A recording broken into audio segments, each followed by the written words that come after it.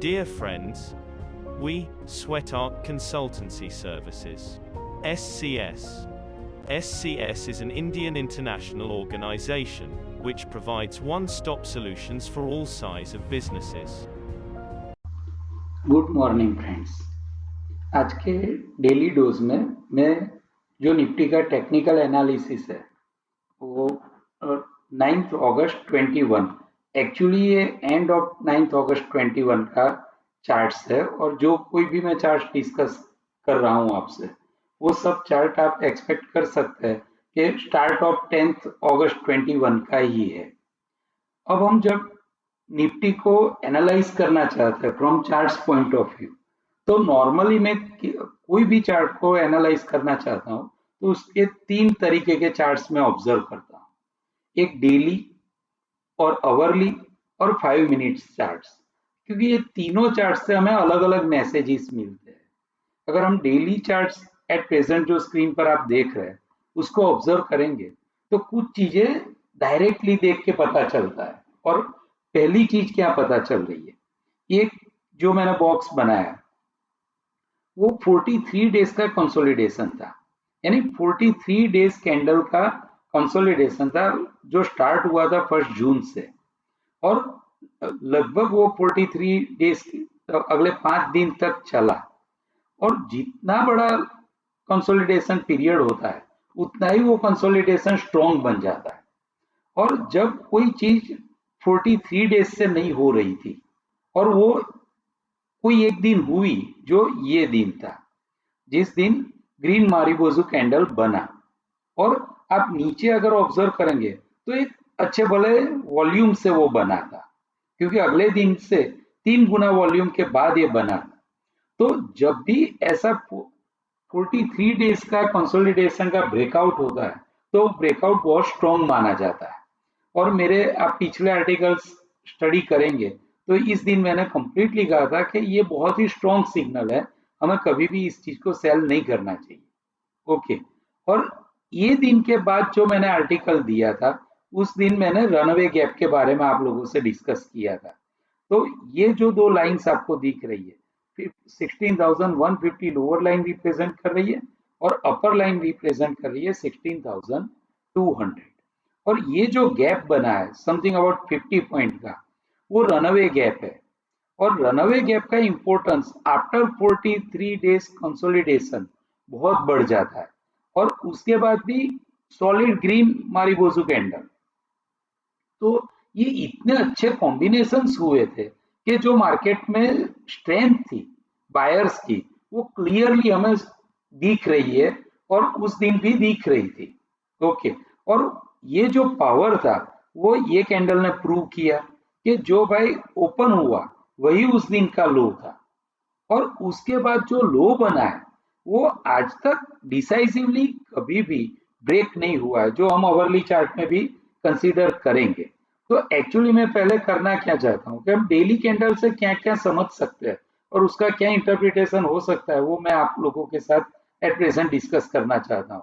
तो एक तो मैं डिस्कस ये करना चाहता हूँ, जो 43 कैंडल्स की एक फैमिली बनी थी निफ्टी चार्ट्स में, वो फैमिली का भी इंपॉर्टेंस नहीं रहा है, क्योंकि उसके ऊपर अब जो भी ये फैमिली से पैदा हुए बच्चे वो अब उसके ऊपर घूमना शुरू कर दिया है, और ये फैमिली का इंपॉर्टेंस उनके लिए नहीं रहा है, वो अपनी फैमिली बनाने के लिए आगे बढ़ चुके हैं। तो आप पूछेंगे कि भाई ये कैंडल है इसने क्या किया है, तो ये इसने ट्रांजिट किया और नई फैमिली के लिए एक नया ग्राउंड डेवलप किया है। अगर हम नई फैमिली का डिस्कशन करेंगे तो अब नई फैमिली के पास 4 कैंडल्स है, और वो चारों कैंडल्स का इंपॉर्टेंस है, जो गैप बना था ग्रीन मारिबोजू कैंडल के बाद 16,200 से 16,150, उसको टच तो किया, कल भी किया था। ओके, लेकिन उसके नीचे नहीं गया है, वो गैप जो है वो पूरा फील नहीं हुआ है। तो जब तक वो गैप फील नहीं होता है तब तक वो सपोर्ट का काम करेगा। इसका मतलब ये हुआ daily candle point of view से, जब तक निफ्टी 16,150 और 16,200 के बीच जाकर वापस ऊपर आ जा रहा है और 16,150 के नीचे जाकर क्लोज नहीं हो रहा है, तब तक डेली कैंडलस्टिक चार्ट हमें ये बता रहा है कि हमें निफ्टी को कभी भी सेल नहीं करना चाहिए। मैं सिर्फ ये कमेंट किस चीज के बारे में कर रहा हूँ, डेली कैंडलस्टिक चार्ट के बारे में कर रहा हूँ। मैं ओवरऑल क्या कहना चाहता हूँ, मैं तीनों चार्ट के डिस्कशन के बाद में आपसे डिस्कस करूंगा। तो डेली कैंडल ने मुझे क्लियर कट मैसेज दिया है कि निफ्टी इज वेरी स्ट्रॉन्ग। कब तक वो स्ट्रॉन्ग है? जब तक वो 16,150 16,200 के नीचे नहीं जा रहा है तब तक। तो डेली कैंडल को अगर हम सम अप करते हैं तो 43 डेज का कंसोलिडेशन ब्रेक हुआ विथ सॉलिड ग्रीन मारिबोजू कैंडल। तो उसकी स्ट्रेंथ थी, उसकी स्ट्रेंथ को और किसने बढ़ाया? गैप अप ओपन ने। और ये gap up open runaway gap up open है। जब ऊपर जाती हुई कैंडल्स गैप क्रिएट करती है तो उसको हम रनअवे गैप अप बोलते हैं। इस चीज के बारे में भी अगर आपको डीप में समझना हो तो आप मेरे पास्ट वीडियो सेशंस देख सकते हैं कि what is runaway gap up.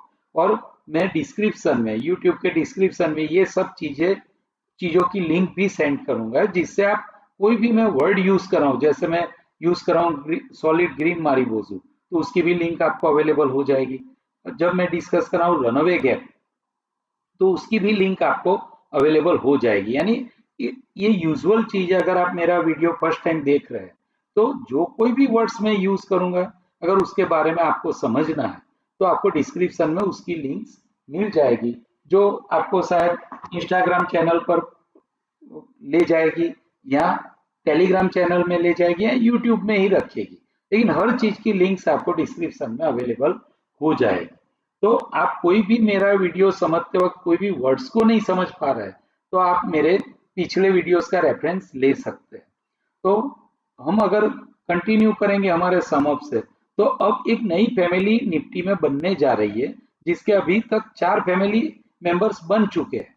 अब वो 4 फैमिली का इंटरप्रिटेशन क्या है, वो अगर मैं शॉर्ट में आपको समझाऊं तो इसको हम बोल सकते हैं स्पिनिंग टॉप, बराबर। इसको हम इनवर्ड हैमर बोल सकते हैं, और इसको हम डोजी और स्पिनिंग टॉप दोनों बोल सकते हैं।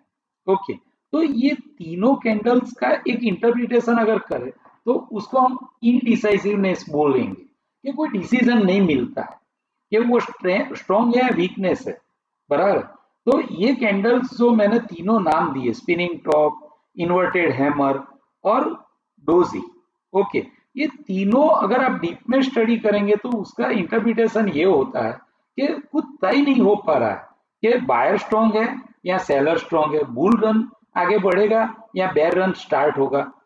जब तय नहीं हो पा रहा है तो हमें क्या करना चाहिए, वो मैं मेरी आखिरी कमेंट्स में आप लोगों से डिस्कस करूंगा।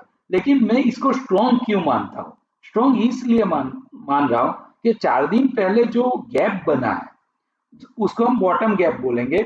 और हम जब भी बॉटम गैप डिस्क्लोज करते हैं तो उसका कलर कोड हम लोगों ने पिंक तय किया हुआ है। अगर पिंक कलर है तो वो बॉटम गैप को रिप्रेजेंट करता है, और वो गैप डिसाइसिवली अभी तक ब्रेक नहीं हुआ।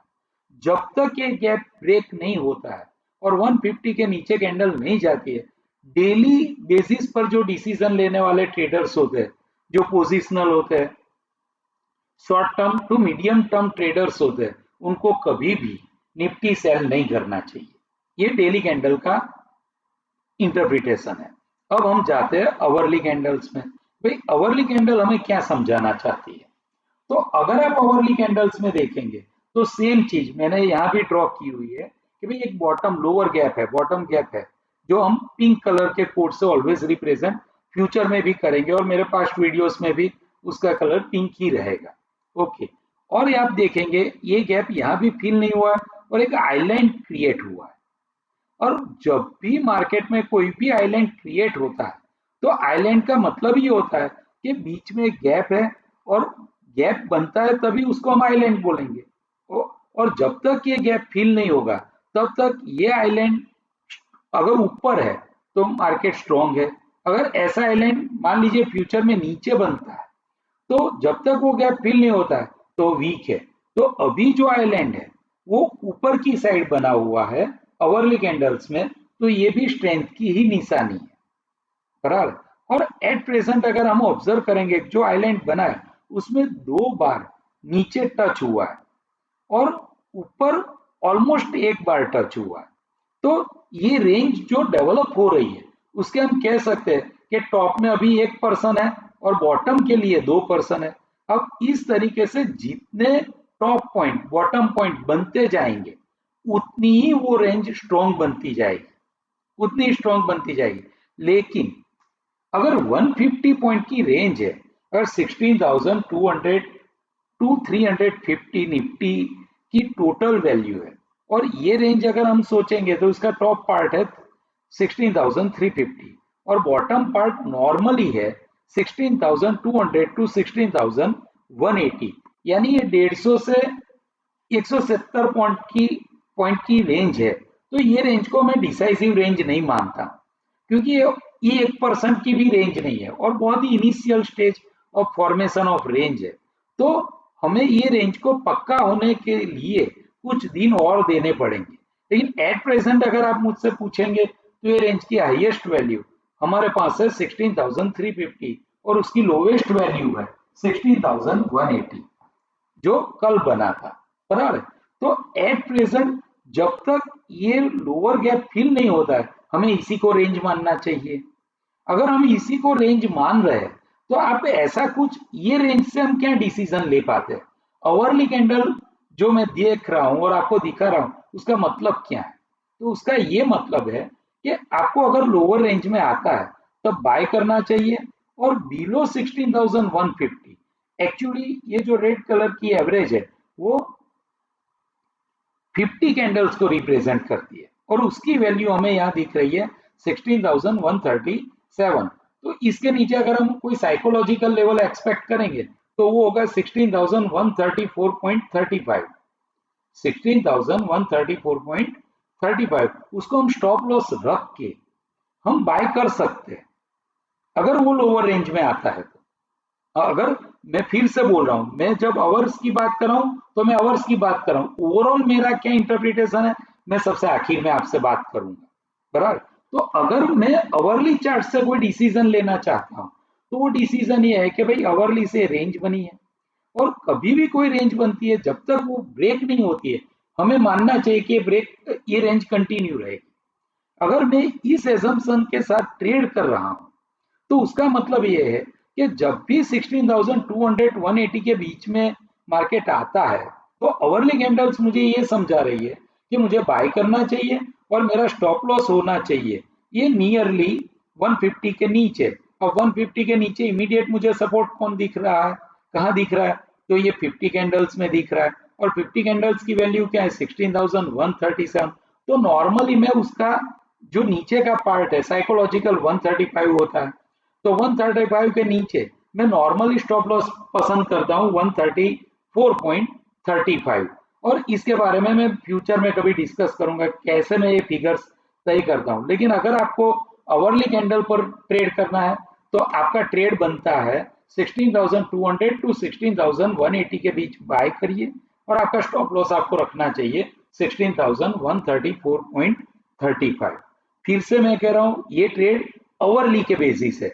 ओवरऑल मैं क्या करना चाहता हूं मैं आखिर में आप लोगों से डिस्कस करूंगा। ओके, तो अवर्स में मेरा इतना ही इंटरप्रिटेशन है कि एक आइलैंड क्रिएट हुआ है और आइलैंड की रेंज जो है वो फ्यूचर में भी कंटिन्यू रहेगी जब तक वो निफ्टी 16,134 के नीचे नहीं जाता है तब तक और 16,350 के ऊपर नहीं जा रहा है तब तक। उसका मतलब ये मैं नहीं बोल रहा हूं कि ये कभी जाने वाला नहीं है, क्योंकि ये इनिशियल स्टेज है, 1% की रेंज है। हम लोग भी जानते हैं कि 1% में निफ्टी कभी बंद नहीं सकता है, वो इसके ऊपर या नीचे तो जाएगा ही जाएगा, बराबर। तो मैं क्या उसका प्लान कर रहा हूँ आखिर में मैं डिस्कस करने वाला हूँ। तो एट प्रेजेंट इसका मतलब ये हुआ कि जब नीचे आता है तो हमें बाय करना है विथ डिसाइसिव और डिसाइडेड स्टॉप लॉस। जब वो ऊपर आता है, ऊपर का मतलब है 16,350, तो हम उसकी नॉर्मल रेंज ले सकते हैं भाई 16,320 से 16,350 तक।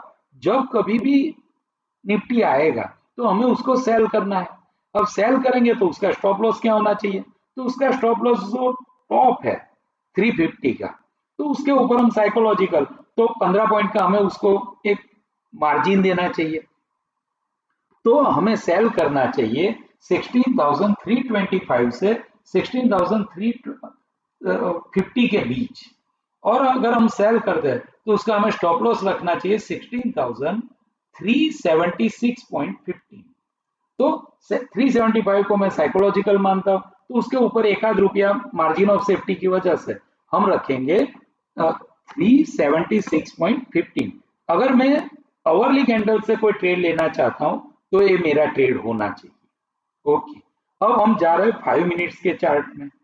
अगर हम 5 मिनट्स का चार्ट अगर ऑब्जर्व करेंगे तो कल का जो 5 मिनट का चार्ट है, कल का जो 5 मिनट्स का चार्ट है, वो चार्ट आप ऑब्जर्व करके देख पाएंगे कि जिसे हम टग ऑफ वॉर कहते हैं ना, वो यहाँ दिख रही है कि सुबह निफ्टी खुला पॉजिटिव, बहुत ही स्ट्रॉन्ग था, फिर से सेलर्स ने, बेयर्स ने प्रेशराइज किया, खींच के उसको नीचे ले आए और एक बॉटम रेंज पर ले आए, जो हमने ऑलरेडी अवरली चार्ट में देखी।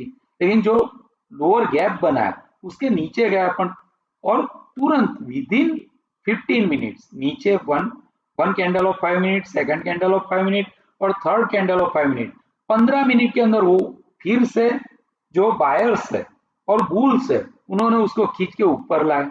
तो एट प्रेजेंट यहां तक की स्टोरी क्या है कि सुबह बुल स्ट्रॉन्ग थे, फिर during the mid of the day bear strong हुए, नीचे ले आए, फिर एंड में बुल्स ने अपना पावर दिखाया और ऊपर ले आए। लेकिन जो सबसे आखिर की 4 कैंडल्स है, आखिर की जो हम कह सकते 3:10 से लेकर 3:30 की, वो इनडिसाइसिव है। वॉल्यूम्स बहुत सारे हैं, आप नॉर्मल देखेंगे उससे volume, normally last half hour में वॉल्यूम तो बढ़ ही जाते हैं, तो हमें वॉल्यूम को एट प्रेजेंट इग्नोर करना चाहिए। लेकिन ये सब कैंडल का अगर शेप आप देख रहे हैं तो इनडिसाइसिवनेस है, बहुत नहीं ऊपर जा रहा है, बहुत नहीं नीचे जा रहा है। उसका मतलब है कि थक हार के बुल्स ने भी कुछ नहीं किया और बेयर्स ने भी नहीं कुछ किया, इसी को तो हम टग ऑफ वॉर बोलते हैं। बराबर कि almost mid of the range market जाकर क्लोज हो गया, और उसी की वजह से अगर हम डेली कैंडल स्टिक चार्ट देखेंगे तो आपको डोजी दिखेगा। बराबर, तो डोजी का मतलब ही टग ऑफ वॉर होता है कि नहीं बायर जीता नहीं सेलर जीता। तो 5 मिनट्स की कैंडल में ये चीज हमें क्लियर कट दिख रही है। तो 5 मिनट्स कैंडल स्टिक चार्ट हमें क्या समझा रहा है, वो समझा रहा है कुछ पता नहीं चल रहा है, उसका मतलब ये है। और सेम चीज हमें डेली कैंडल जो लास्ट बनी है उसमें भी हमें यही चीज समझ में आ रही है। तो अब आप बोलेंगे इसका मतलब इससे हम क्या ट्रेड ले पाएंगे, तो इससे हम ये ट्रेड ले पाएंगे कि हमें कोई ट्रेड लेना नहीं चाहिए। 5 मिनट्स हमें बोल रही है कोई ट्रेड लेना नहीं चाहिए। एक 1 आवर बोल रहा है कि रेंज बन चुकी है, तो लोअर ऑफ द रेंज हमें बाय करना चाहिए। जो लोअर रेंज क्या है, तो 16,200 से 180 है। ओके, स्टॉप लॉस क्या होना चाहिए, स्टॉप लॉस होना चाहिए 16,134.35।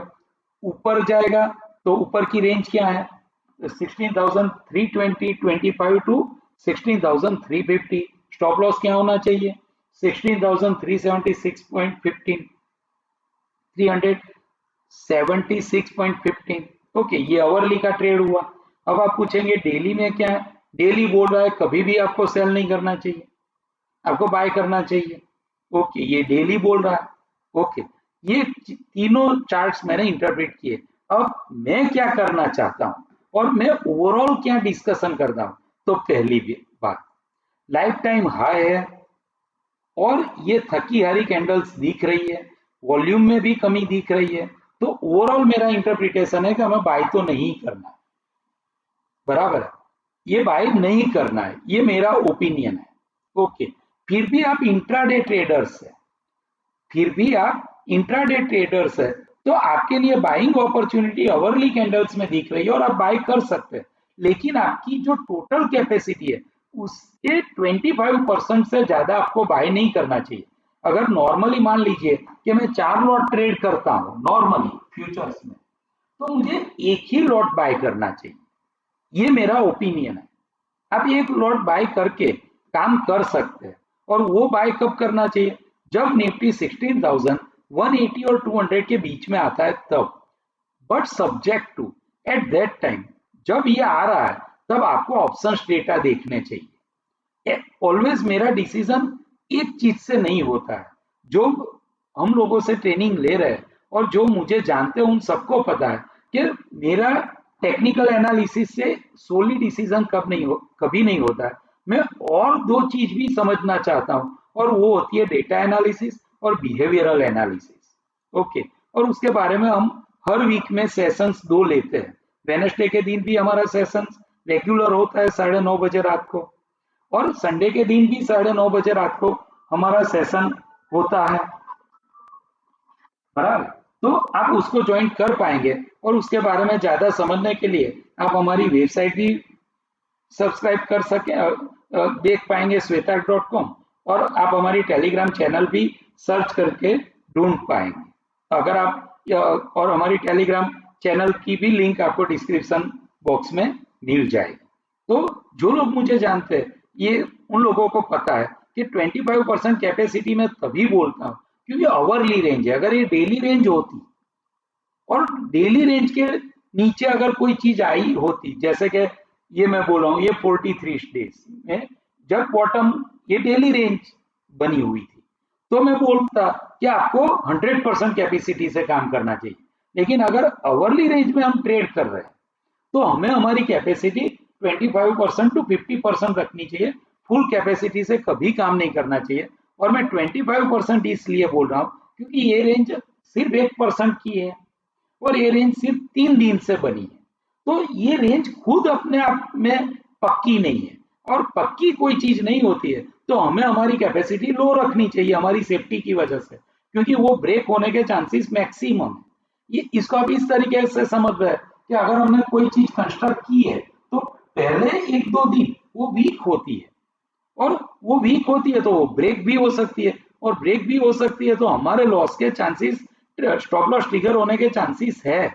अगर जब कभी भी स्टॉप लॉस ट्रिगर होने के चांसेस दिख रहे हैं फिर भी हमें ट्रेड करना है, क्योंकि चार्ट तो क्लियर है, तो हमें ट्रेड भी करना चाहिए। तो ट्रेड कर भी सकते हैं, तो हमें अपनी 25% कैपेसिटी से किया अगर ट्रेड, तो आप मेरा साइंस समझने की कोशिश करिए। अगर हम 25% से ट्रेड कर रहे हैं और नॉर्मली हमारा रिस्क रिवॉर्ड रेशियो यहाँ अगर हम देखेंगे तो 50 पॉइंट का स्टॉप लॉस है, 182 135, बराबर। 50-45 पॉइंट का स्टॉप लॉस है। अगर हम प्रॉफिट करेंगे तो 150 पॉइंट का करेंगे, तो 1:3 हुआ। अगर हम 25% कैपेसिटी से 1:3 का रिस्क रिवॉर्ड रेशियो से ट्रेड कर रहे हैं तो हमारा लॉस होगा तो कितना लॉस होगा? तो लॉस होगा 25% का 1/3। ओके, तो ये मेरी एक टेक्निक रहती है। जब कोई भी रेंज है, ट्रेड मिल रहा है तो ट्रेड करिए, आप कोई ना नहीं बोल रहा है, आपको ट्रेड करना है, लेकिन कैपेसिटी कितनी यूज करनी है वो आप लोगों के लिए समझना बहुत ही जरूरी है। तो मैं 25% से अलाउ कर रहा हूँ, बराबर।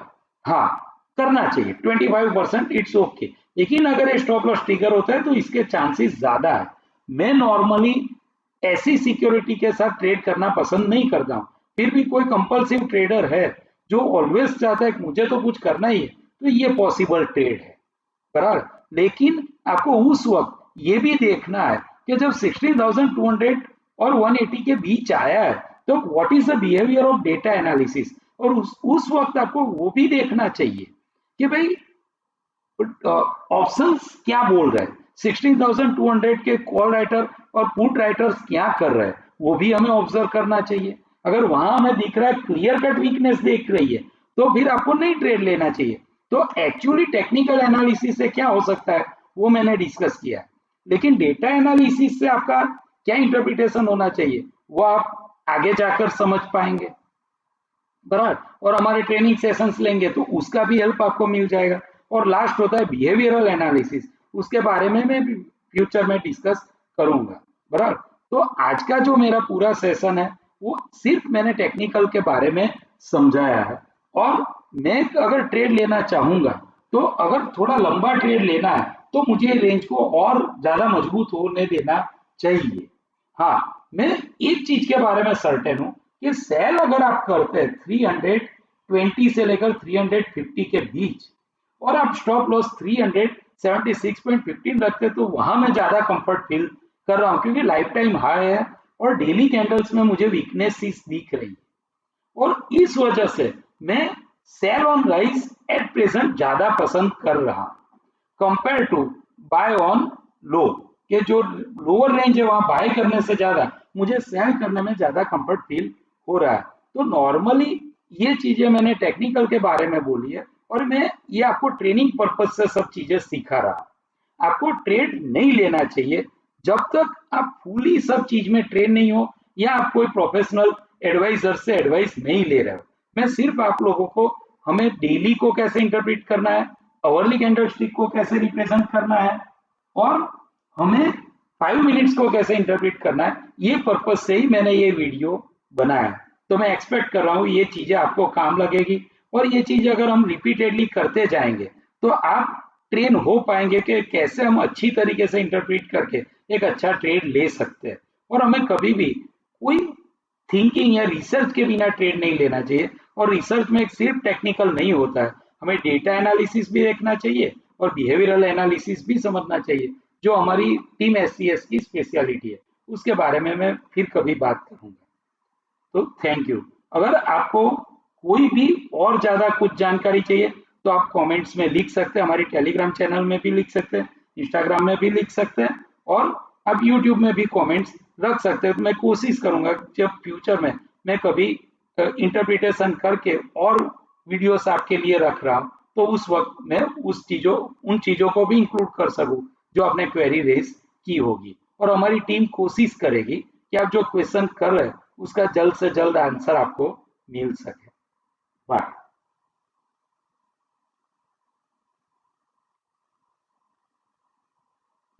SCS is giving training on stock markets. It's a great learning as well as earning opportunity for those who wants to become successful in stock markets. Weekly sessions will be held on every weekend. Here we will give you the knowledge relating to the stock markets, from beginner level to advanced level, absolutely free. Which will cost you more than 3 lakhs, if you try to learn from an institute or with some professional traders. Instead of giving tips, SCS is going to make you competent enough to get it on your own. Because learning is the only way to become successful in stock markets. Join us on Telegram for training with us by clicking the given link. To know more about SCS, visit our website, sweatarc.com. For getting the regular updates of our learning videos, subscribe our YouTube channel and press bell icon to get quick notification. Thank you so much for your patience and valuable time to view our message.